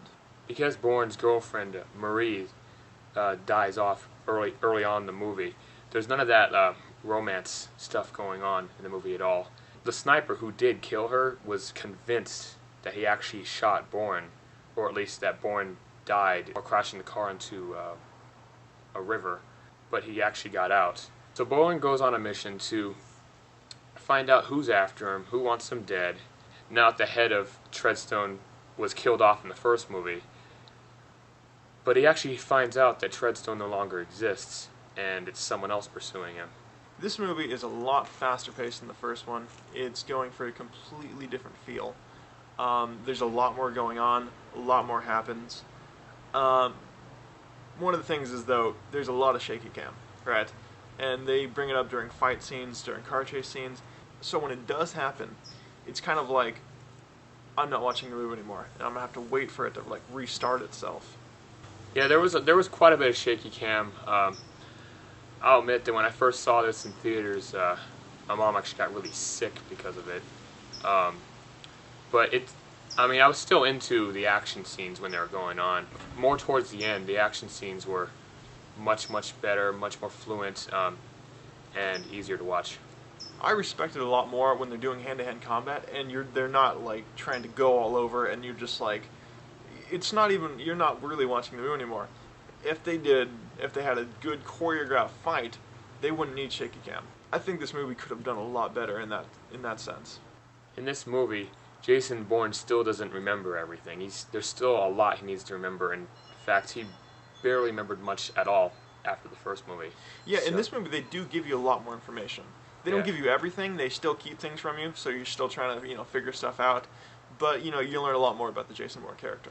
They show you flashbacks from some of his past missions, but except you don't see the whole thing. You just see like glimpses of parts he remembers. And then finally, when he actually goes to a hotel room in Berlin where he actually killed a mother and father of a girl who moved to Russia, Finally, he puts all the pieces together when he actually gets to that place. In this movie, unlike the first one, they really bring the heat down on him. They want to catch this guy using any means necessary. One thing is that at the end of the movie, or near the end of the movie, they had this kind of long, drawn-out car chase scene, which I said before, they had the shaky cam going, and I thought it was far inferior to the first movie's chase scene. Yeah, the first movie's chase scene had a lot more crazy action going on when he had to go down the stairs and whatnot. In this one, not nearly as much until they got to the tunnel when, like, the SUV or Jeep, whatever, was trying to crush the taxi car. But before that, there wasn't really too much going on in the car chase scene. In the first movie, it was a lot more technical, right? He was doing things because he needed to do them. Turning corners, going down alleyways. In this movie, he just kept on hitting cars, and he being okay and recovering, within moments, right? And just keep going. It really didn't seem realistic at all. Like I said in the previous review of The Bourne Identity, Bourne really reminds me of like a realistic Batman, right? In this movie, they continued to pursue him, and they would really bring the heat and corner him. He would always find a way to elude his pursuers. Yeah, he does that even more so in this one than even the first one, actually. Around the middle of the movie, he actually finds out who is chasing after him by actually taking someone's phone and listening to a conversation between his interrogator and Pamela Landy. He goes to Pamela's hotel room and trails her to the headquarters.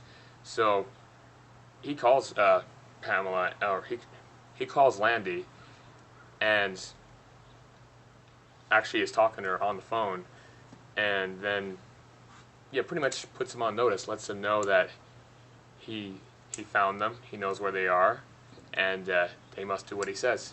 Now, the difference in this movie is that the one pursuing him was never part of Treadstone at all.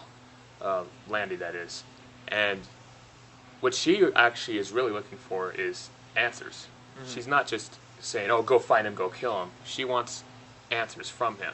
While she enlists somebody who was part of Treadstone, which is Brian Cox's character. All he cares about is killing Bourne because, well, he's framing Bourne for the murders and he doesn't want anybody to find out it's him.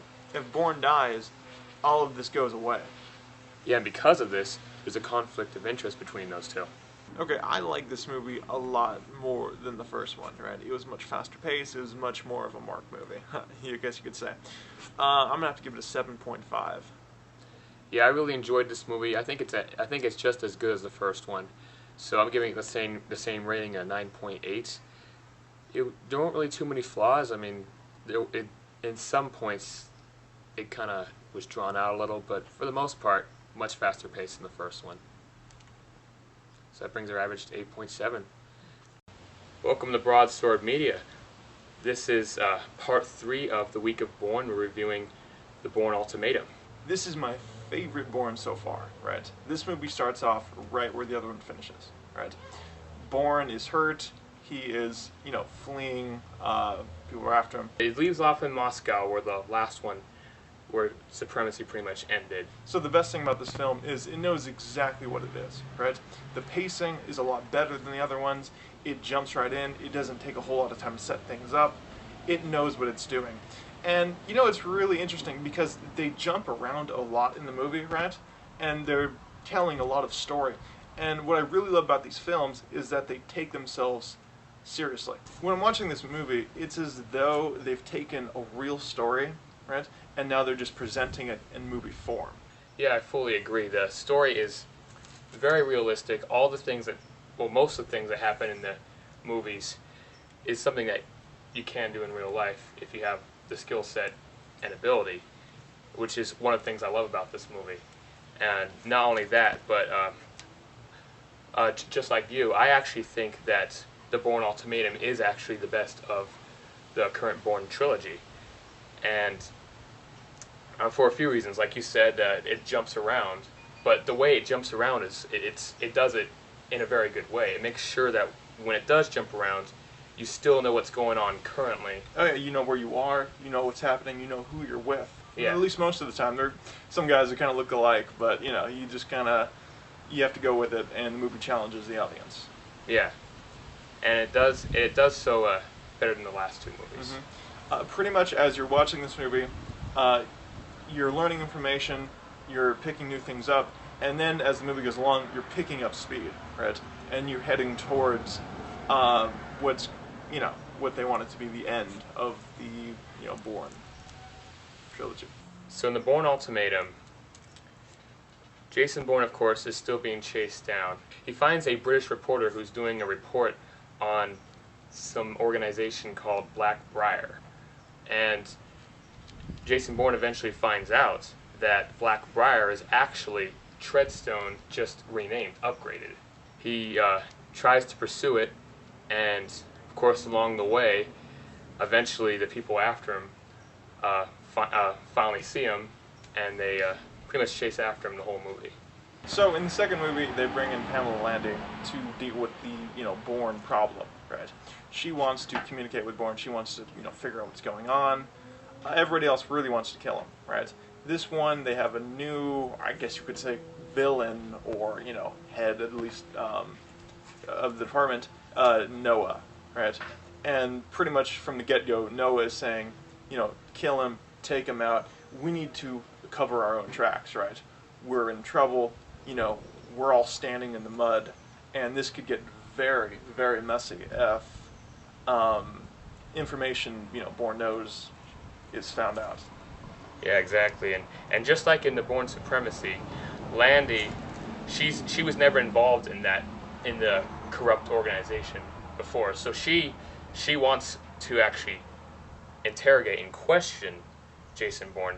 She wants to know his real motives, and actually wants to know the real story behind what's going on. She actually figures out that possibly it's not Jason Bourne behind it. She was actually brought into the program. What I believe happened was to be kind of the fall guy, in a sense, where if things went bad, they could, throw her to the wolves. Fortunately, Bourne got to her, gave her, the information at the end, and then was able to prevent that. Yeah, and actually towards the end of the movie, Jason Bourne finally goes to the exact facility where he first became part of Treadstone, which is now Blackbriar. Yeah, it's the R&D department. And we don't want to give away too much, but you find out exactly how he gets in the program. We will say that he actually does get all of his memory back, but it's actually quite a bit of a surprise of actually how he got in, considering how much different he is right now than he was then. And it's funny, they try to protect that facility at all costs because that's where all of their dirty little secrets started, right? He has to go through hell to get there. This movie, I'd say had it was a little less fighting scenes going on, but that's not really a bad thing. It actually had much more plot and character development for sure than the past two movies, and in the end, I mean, when the action scenes came, they were action-packed. He was jumping across roofs in India, trying to catch somebody who's actually trying to kill Nikki, who was helping Bourne. I really liked, in a sense, when they were doing the chasing and the action sequences, they were much more technical, right? When, like, for instance, when Nikki was running, she was looking for an open door, to try to evade her. What was the guy's name? Dish. Yeah. And Dish. So, that's really what I like. Technical stuff. The problem is, like, they start doing the shaky cam, right? And then you're just like, oh, okay, I guess, what's going on here? That's kind of my problem. But there wasn't a whole lot of that in this movie. There was more in the other ones. This movie was a lot better, and that's... Yeah, definitely. They did, I mean, like you said, they still got the shaky cam going on in the action scenes, but fortunately this time, it's not as much to the extreme where it's kind of hard to see. Like, it's much clearer this time. This was by far my favorite of the Bourne trilogy so far, right? It had better pacing, there was more stuff going on, and the story really just wrapped itself up very, very well. I'm going to give this an 8.8. Yeah, personally for me, I also think it's the best of the Bourne trilogy. I love the first two movies, but I think this one actually beats both of them. Oh. So I couldn't really find any flaws in it, so I'm giving it a 10. That brings our average to 9.4. For an action movie, there wasn't a whole lot of action.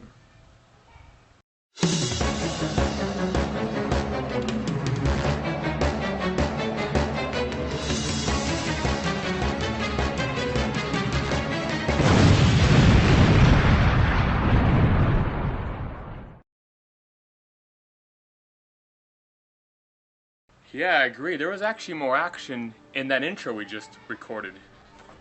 Okay, this is BroadswordMedia coming to you today with the Bourne Legacy. This movie breaks the trilogy. Now there's a fourth in the series, but a different main character. So pretty much in this fourth Bourne, we have this guy named Aaron Cross. He's in the same program as Jason Bourne.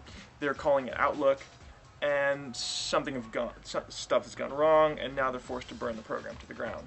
The thing about this movie is you actually don't see, like we said in the intro, you don't see as much action in this movie as the other ones, unfortunately. There's a lot more story development, but not all of it makes as much sense as the past three movies. For the first 45 minutes, nothing really happens. A series of events that take place, you don't even know what's going on. It's not necessarily, like, sophisticated, it's much more confusing, right? Eventually you learn later on, you put pieces together, but I don't know, at that point the movie kind of already lost me. Yeah, the story was pretty complicated. It was pretty difficult to follow. But one thing I did like is that they actually explained how Aaron Cross actually had his super abilities, or not super abilities. Well, I mean, come on, he takes these pills, these blue and green pills, and they are supposed to, amp up his mental and physical capabilities, and then it's really means, I guess, to say, like, when they don't need him anymore, then they can get rid of him, which they actually plan to do. but he survived the purge, as you can call it. This movie was a lot like a puzzle, where they had pieces that didn't fit, and then you have to grab a hammer, and then you have to hit them down. It's really strange. You have a lot of people that you're meeting for the first time. They're interacting with each other. You don't exactly know why. There was no real structure for this movie, right? And I don't know. I don't know what they're doing. I really don't. Do you? No, not entirely. I mean, they had some pretty interesting backstory at the beginning where they talked about like the trial that happened after the Bourne Ultimatum between Landy and Noah. But like, when I first saw it, I was like, what are they just gonna show the third movie again? I mean, do they have to go? They never really went into that well. I mean, they started a bunch of kind of like plot lines that they never really went anywhere with. Yeah. And then they just started a new one. The movie didn't really start for me until like an hour into it. Probably the first interesting thing about this movie for me is, I guess you could say, kind of the shootout at the, I'm not really sure what to call it, the R&D lab or something, where they were, I guess manufacturing this stuff, or coming up with, these pills or whatever, right? And it's pretty dark, and it's actually really good though. I'm not really sure I've seen another scene like it. It's kind of like impending doom, and it's coming, and you can't really do anything about it, right? From there, they go on to kind of, I would say, the actual story, which we see in the trailer, which is between Aaron Cross and this female scientist, right? And then they finally go somewhere from there, but it's still not that complete because they have such a short amount of time after that point. Yeah, there was a Aaron Cross wasn't in that much of the majority of the movie like the Jason Bourne and the previous ones. Like, you could say maybe he was in maybe like 60% of the movie or something, but a lot of it was like dialogue between the people who were going after him, and there was a lot more of that than necessary. And obviously there was also the backstory with Noah and Pam Landy, and it was kind of random whenever they went back to it. Like, they went back to it at the most random times, and I didn't really understand why they did it here or there. And it just kind of was like a mix-up of just random things going on. Yeah, that's why I said there's no real structure here. It's kind of like, there's a point where, Aaron Cross, they kind of go back to it, and it's like flashbacks or something, where he's in Alaska and he meets this other operative, and they're talking about stuff, and things are happening, and then he's being tracked by wolves, so I thought maybe it was like the Grey 2 at one point in the movie. Maybe this guy was hanging out with Liam Neeson, and I don't know, those wolves took, their vengeance out on this guy. I don't know. It's just not, it just wasn't that good. Well, one thing we definitely agree upon is that Jeremy Renner, who played Aaron Cross, we definitely liked the actor and his character. They really solid character. I just think they could have used him better. Both Jeremy Renner and Rachel Weisz, they were great. It's actually really interesting because Aaron Cross is a much different character than Jason Bourne, right? He understands what's going on, and they try to eliminate him. It doesn't work, and he deals with it much differently than Jason Bourne because, well, he has the information, right? Jason Bourne's just kind of like figuring out the puzzle.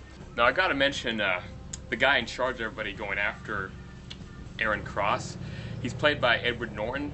Now, I've noticed that actor, I'm glad to see he's in his element. He always plays a role like that. Like, he's always in charge of like computers or something, or investigating whatever. So I felt like it was good to have him play this role, but it would have been nice to see more out of him. His role was fairly insignificant, right? He was generally just at the headquarters the entire time. I think him and Aaron Cross only had one scene together. And that one scene was a flashback too, so it's like, Yeah. Let's compare this villain to how about the Bourne Supremacy, the guy Ward Abbott, right? Mm-hmm. He had a big role. You find out he's the guy in charge of he's part of that corrupt organization. He kills somebody off who starts to get a clue of what he's doing.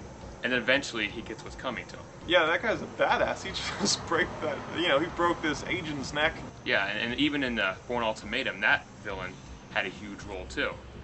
So pretty much in the old movies, the Brian Cox's character, the Noah character, they're much different than the Edward Norton character because they have different roles, different expectations. Now, obviously, we both liked Aaron Cross's character. He just was not utilized to as much as he could have been. And as I said before, there wasn't really enough action in this movie. But when the action scenes came, personally for me, I thought the action scenes were really good. I thought they were good too. I just thought they were kind of repetitive with the other movies. Well, as you can tell, this movie just really wasn't for me. It was poorly structured, and there just wasn't a lot going on. I'm giving it a 4.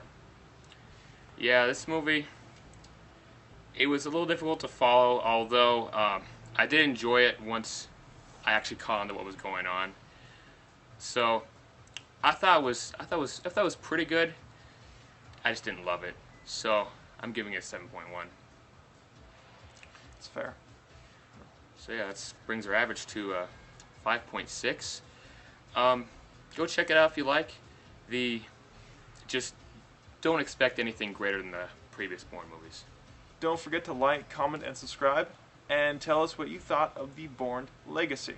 Was it better than the other 3 Bourne movies, right? And if it's better, well, I'd be surprised, but that's your opinion. And tell us what you think about Jeremy Renner's character, Aaron Cross. Hi, this is BroadswordMedia, and today we're doing a review of Wreck-It Ralph. I got my video game shirt on here, and I'm all set, ready to go. Sean and I are video game enthusiasts, and we both enjoyed the film pretty well. Indeed. Well, anyway, back to the movie. Well, I'll mention the good parts first.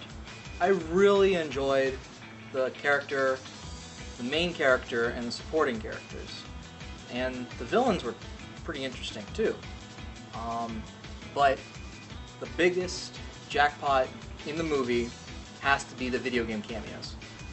Exactly. I mean, there's many famous characters in there, and trust me, these aren't spoilers. You'll see them on the poster for the movie. We got Sonic the Hedgehog in there.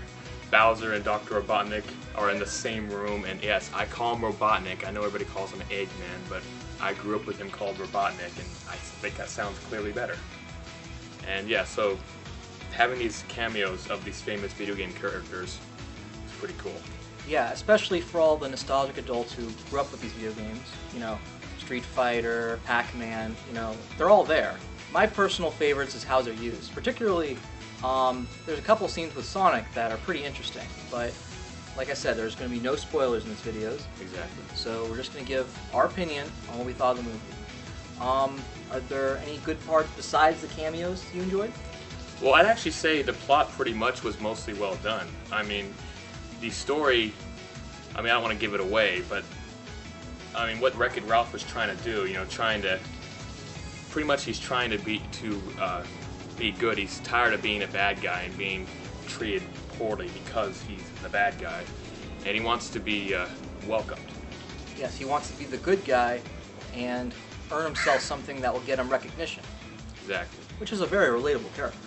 There are also cliche things in the films I didn't like, such as the Disney villain formula.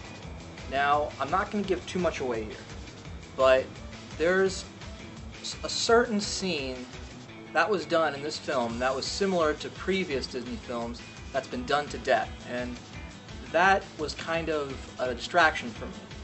Not too big of a distraction to not enjoy the movie, but it was a very noticeable distraction, and I'm sure there are other people that might have noticed it too.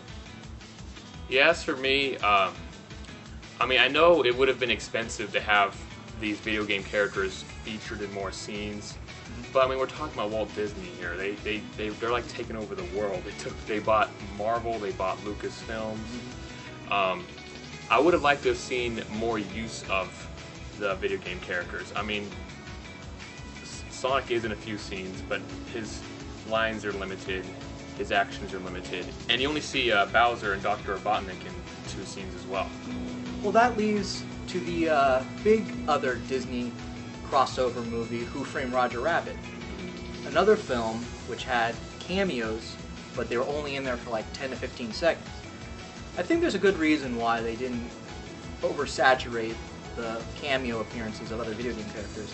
If they were to saturate other scenes in the film, you know, they would chew up the scenery, and that would ruin the film. Yeah, that's a good point. I mean, it just would have been a little more interesting if, like, maybe they even said a few lines or just were in there for just a little longer, not necessarily part of the main story. Well, you know, Bowser doesn't talk, so. True, yeah, he's just grunts, you know, makes noises. But back to the comparison I made with Who Framed Roger Rabbit. The difference between Roger Rabbit and Wreck-It Ralph, I think there were much more characters in Who Framed Roger Rabbit. It was very nostalgic for a bunch of people who grew up with those cartoons, similar to how people grew up with these video games. But it's a whole bunch of characters, and there are several video game references. But just like Who Framed Roger Rabbit, Wreck-It Ralph also has the cameo characters have some significance to the plot, which is good. Which is a very fair comparison between the two. There'll be some people out there who think Roger Rabbit's better, will say Wreck-It Ralph's better, but to me, both are very equally good. I enjoy the cartoons that were featured in Who Framed Roger Rabbit just as well as the video game characters that were featured in Wreck-It Ralph. Well, I'm actually going to have to disagree with the cameo characters actually having to do with the plot. Like, the plot would have still gone the same way without them there at all, actually. They didn't contribute to the plot in any way. Well, let's take another movie from the 80s, from actually the same year as Who Framed Roger Rabbit, The Wizard, which also featured cameos of other game series, but the only significant game that had anything to do with the plot, as well as be an advertisement for, is Super Mario Bros. 3. At least with this film, it doesn't feel commercial, it's just the characters are there for the nostalgic feel. Yeah, that's definitely one thing I like about this movie. It isn't some kind of advertising platform by any means. It has the characters, but they're not like sellouts. Exactly. All right, the cast they chose for the voice acting was perfect for this movie. Jane Lynch was great for her character, and John C. Reilly, who plays Wreck-It Ralph, good voice for that kind of character. His personality, trying to be good, great voice for that character. Sarah Silverman, great job. The whole crew, they were like the best voices to fit their characters. Yeah, I agree. I'm not a big Sarah Silverman fan. In fact, I don't really like her television program, Sarah Silverman program, but her role in the movie, top notch. I gotta give her props for that. And another thing I can give top notch is the animation for this film. It was great. John Lasseter, who was behind the majority of Pixar movies, also Disney banner production company, he was involved in the department of this film, the production of the film, and so you see a lot of that Pixar feel in this animation. It's not like the previous 3D Disney animated features, Meet the Robinsons, Bolt, Chicken Little. This one, you actually feel that they actually put effort into this film. I mean, the same effort they did with their previous 3D film, Tangled. Yeah, this film, the artwork was amazing. It looked beautiful. The effects were extremely well done. Just everything about this film was good. It looked visually beautiful. The acting was amazing, and the plot was pretty good too. Yeah, and not giving anything away, it was a good plot, and we recommend it for kids who are new to video games and adults who remember video games. And my overall rating, I would give it an 8.2. And I would give it an 8.8. That brings our total to 8.5. So we highly recommend this movie. I mean, obviously not the best rating you can get, but it's a very solid rating. You should give it a watch. Yes. Although minorly flawed, the majority of it is breathtaking and nostalgic.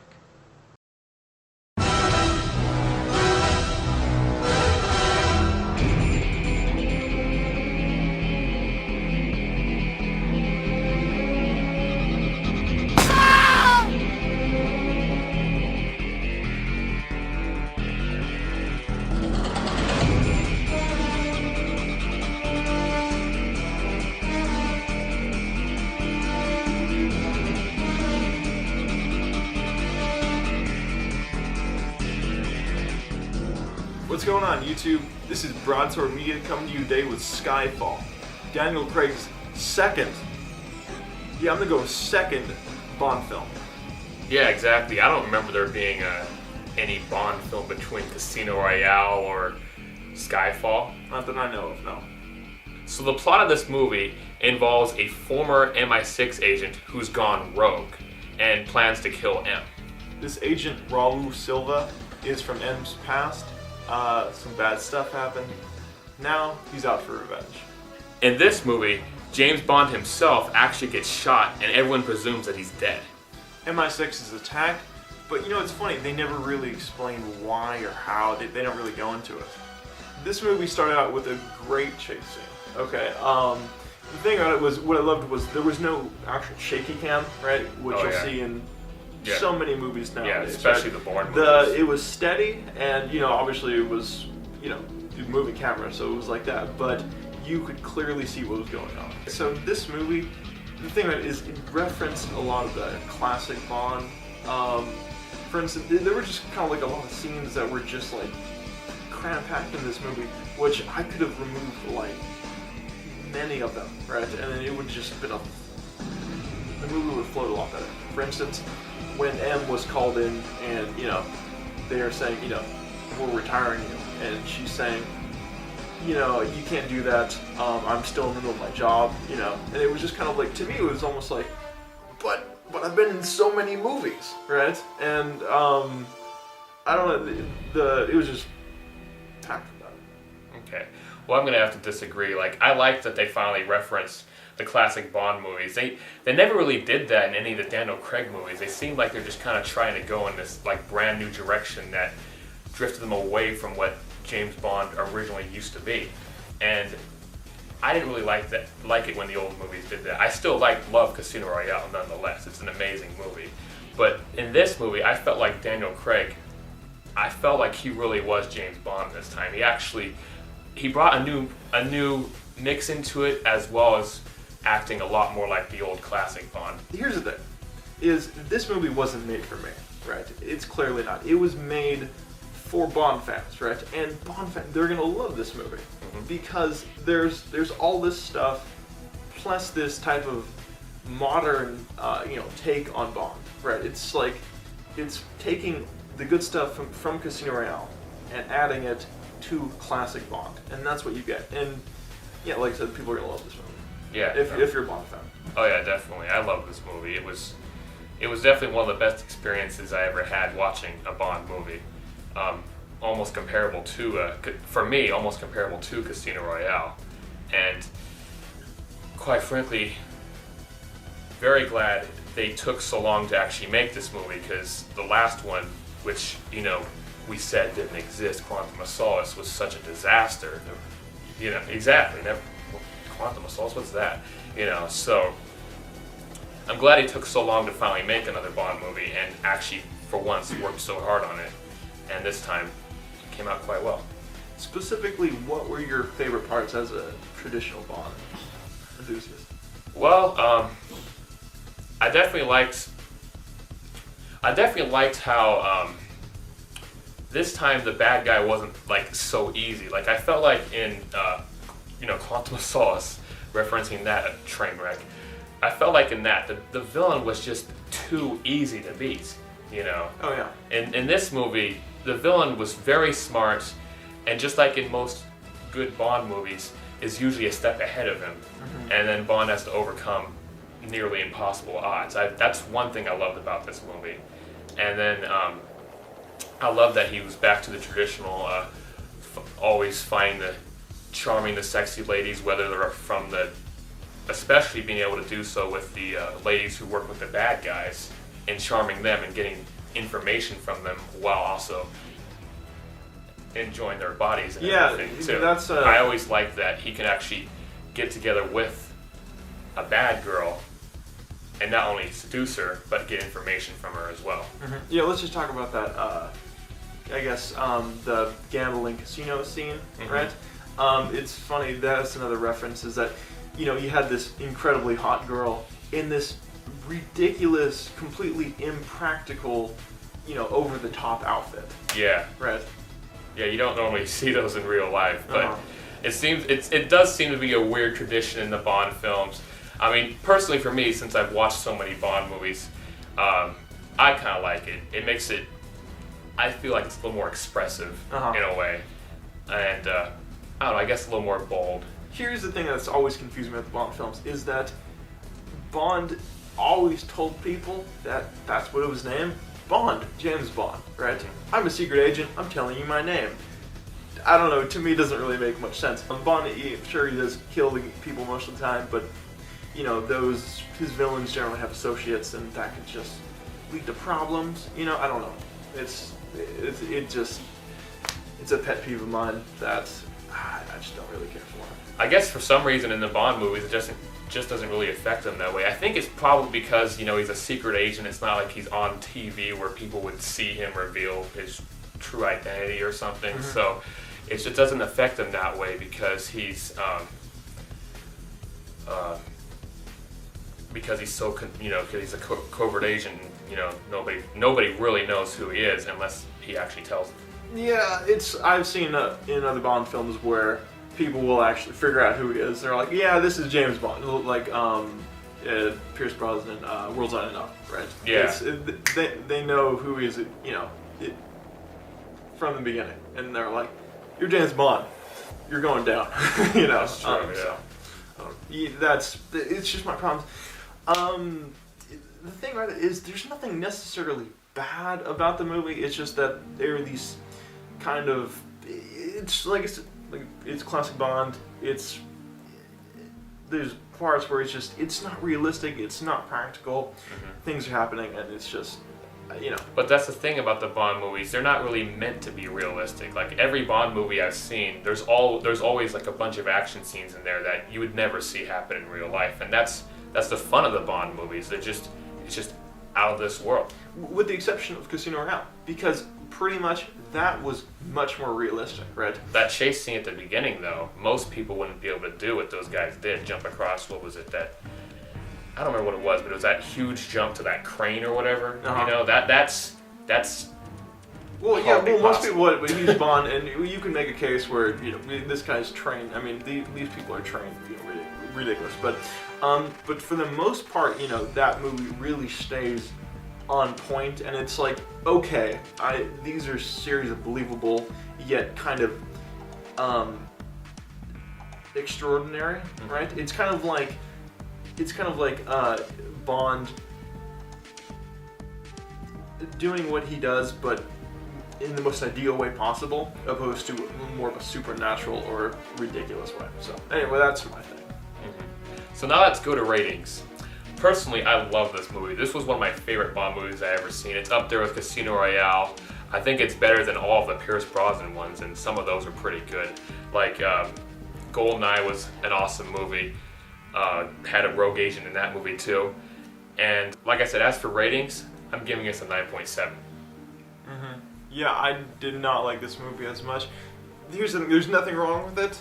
It was shot great cast, great acting. There's nothing really that bad. The thing about it is, it was just, like I said, it was packed full of all those classic Bond references, which I could have just done without. So I'm going with a 7.5, which brings our average to 8.6. Yeah, so I highly recommend this movie. Give it a go, especially if you're a big time Bond fan. Remember to like, comment, and subscribe, and tell us what is your favorite Bond. Me personally, I would have to go with Daniel Craig, hands down. Yeah, I love Daniel Craig. He's definitely one of my favorites, but I think my favorite's actually Roger Moore. I've watched his movies the most.